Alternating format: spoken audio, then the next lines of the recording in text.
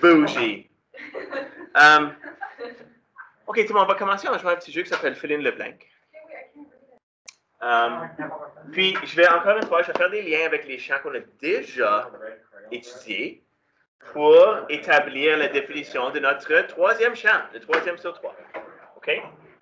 Dans le champ gravitationnel, on a fait ça il y a quelques semaines. Alors, j'espère que vous en souvenez. Le champ gravitationnel représente la région, oh bravo, autour d'un objet ayant une masse ou un deuxième objet placé dans ce champ ressent.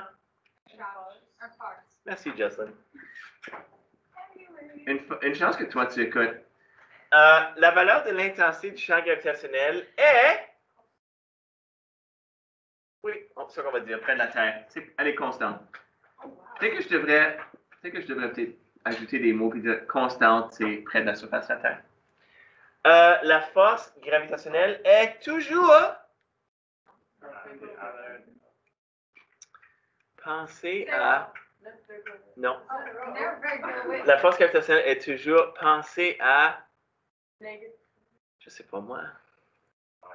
Dans mon temps, c'était des personnes comme Kirk Cameron et puis... oh boy, je me date. Luke Perry et puis Jason Priestley. Et puis là, de nos jours, je ne sais pas c'est qui, c'est Harry Styles peut-être ou... Oh, très bien, attractive! Très bien. Kaya, it was Kaya who said that. Bravo, Kaya. Kaya, Luke Perry? Luke Perry est mort. Il est mort. I know. Monsieur Gadet, il ne fallait pas que tu mentionnes ça. Oh, Tyler Perry's dead. Pas le père à Tyler Perry. I don't know these people. C'est pas le fils à Joe Perry de Aerosmith non plus. Oh, j'avais pas besoin de faire ça en tout cas. OK, là, passons au deuxième champ qu'on a étudié, le champ électrique, qui représente la région autour d'un objet chargé électriquement ou un deuxième objet chargé électriquement ressent une force. Oui, force électrique. La force électrique peut être attractive. Elle peut aussi être répulsive. Hein? Répulsive. N'est-ce pas? OK. Et la dernière définition, celle qu'on va aborder aujourd'hui, c'est une nouvelle définition sur le champ magnétique. Le champ magnétique représente la région autour. Vous voyez que le patron a été établi d'un objet. Masse, c'est pour le champ gravitationnel, Lynn. I thought it was going to be like combine both of them. Disons qu'on peut écrire magnétisé. Oh, wow. That's a whole different thing. Vous avez déjà travaillé avec des aimants quand vous êtes jeune, probablement, ou à l'école, vous avez utilisé des aimants. Qui ici a un frigo? OK. So là, tu sais, il y a des aimants que tu mets sur un frigo? Voilà. Oui, moi aussi, je vais mettre sur le côté. Donc, notre frigo, il n'y a rien dessus. Mes enfants, ils sont fâchés contre nous. Ou un deuxième objet magnétisé. Bryce, c'est terrible à ce jeu ici. Monsieur, Oui. if it's magnetisé, isn't it also chargé? Non. Electric. Pas nécessairement, non. Le magnétisme et l'électricité, il y a un lien entre les deux. OK?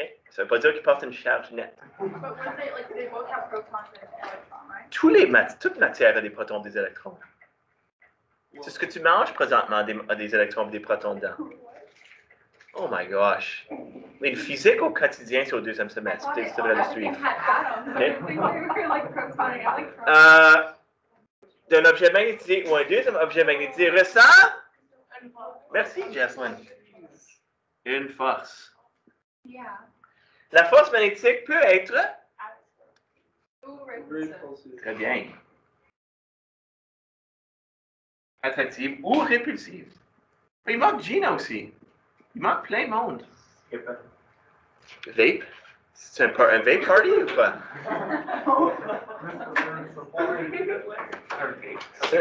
C'est un vape party? Dans la salle de bain? Hotboxing? Oui.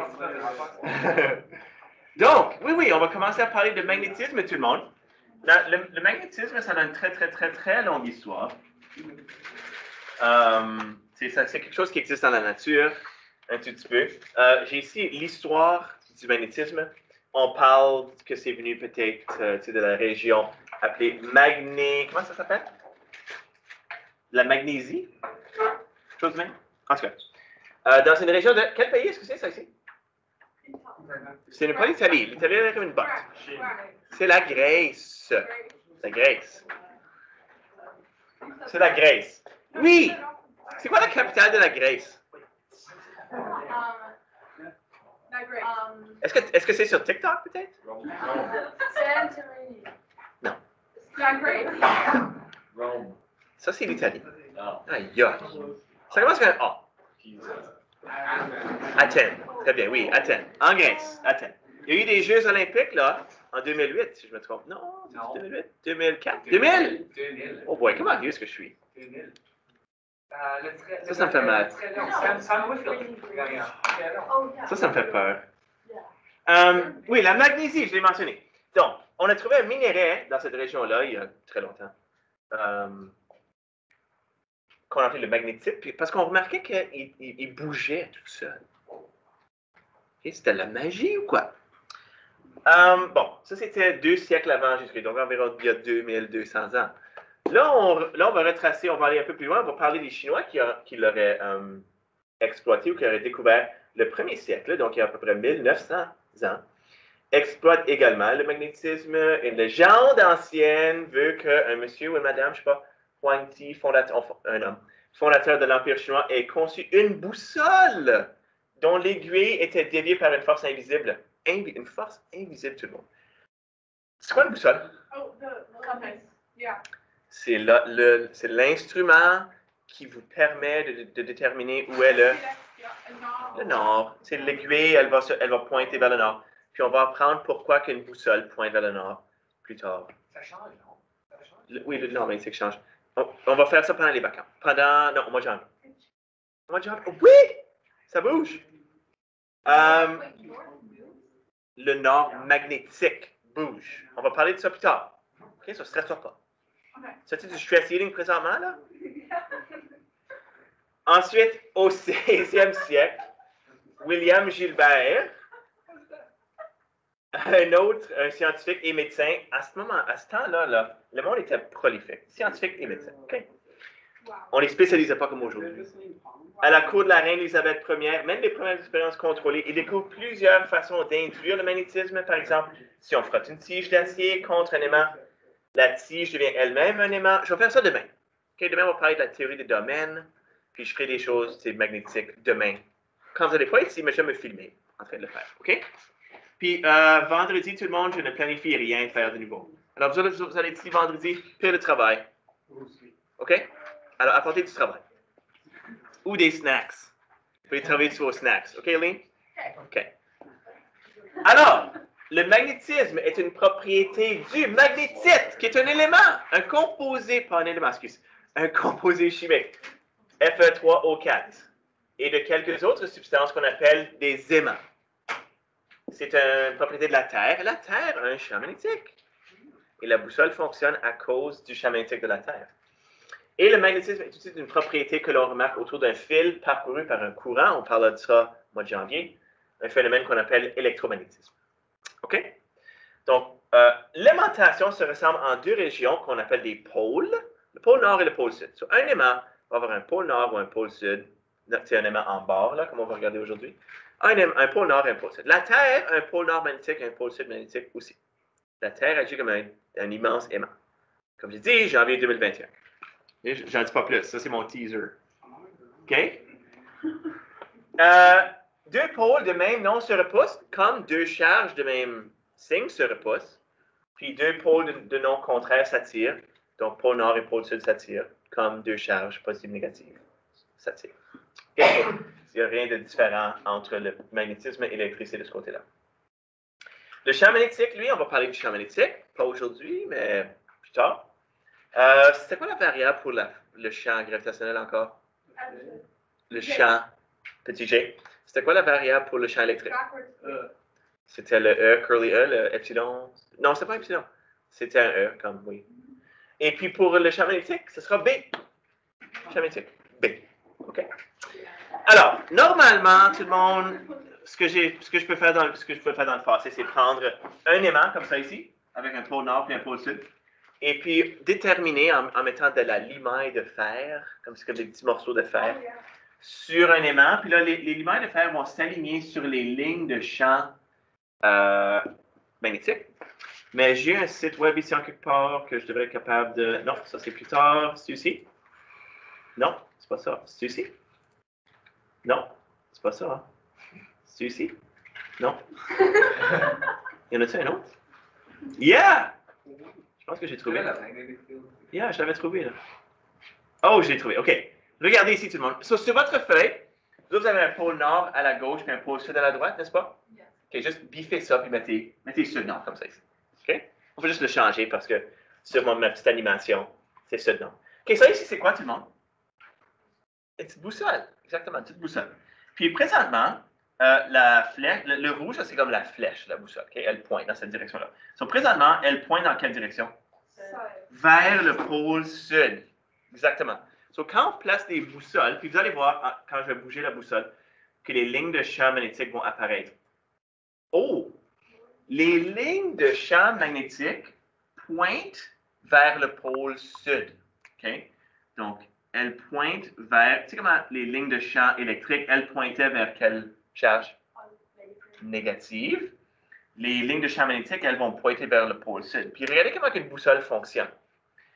Il y a des lignes de champ magnétique partout. Okay? Elles sont invisibles, on ne peut pas les voir. Elles passent par votre tête, là, présentement, peut-être.